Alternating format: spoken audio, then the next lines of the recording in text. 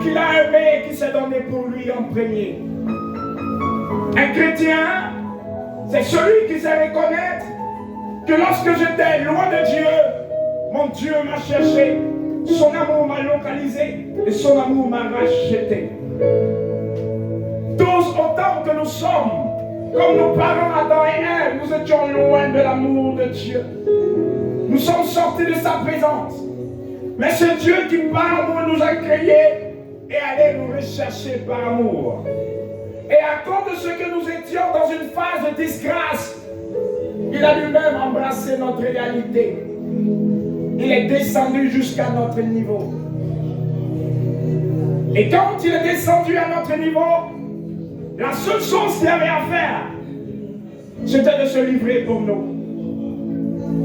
L'un de ses disciples l'a vendu, appelé Judas. Judas a joué son rôle. Il fallait que Jésus soit vendu. Mais Jésus n'a dit aucun mot. Il s'est laissé vendre. Il s'est laissé conduire comme un agneau qu'on conduit à l'abattoir et qui n'avait aucune parole à relâcher de sa bouche. Alléluia. Il acceptait cela à cause de toi et de moi. Une mort injuste, mais une mort justifiée. Et lorsqu'il était à Gethsemane, au cœur de ce magnifique jardin, il y a deux choses qui s'entremêlent. Souffrance et joie. Parce que un jardin, il est reposant. Un jardin, il est joyeux. Et ce jardin, qui est le jardin de Gethsemane en même temps, il y avait le monde des oliviers quelque part. Et en même temps, Gethsemane, pour ceux qui savent, voulait dire quoi? Gethsemane veut dire quoi? Hein? Les gens de la communauté. Gethsemane veut dire pressoir à huile.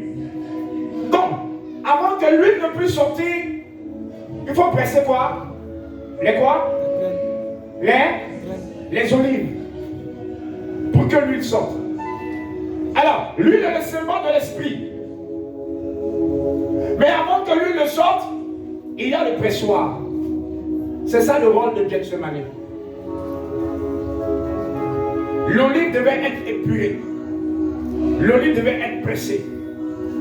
Et quelque part, quand on parle de Jésus, il est identifié comme étant le bois d'olivier. Vous savez ça? Vous ne savez pas? Jésus-Christ. Amen. Alors, il se retrouve à Gethsemane. Et arrivé à ce temps, Jésus se met à souffrir au cœur d'un jardin.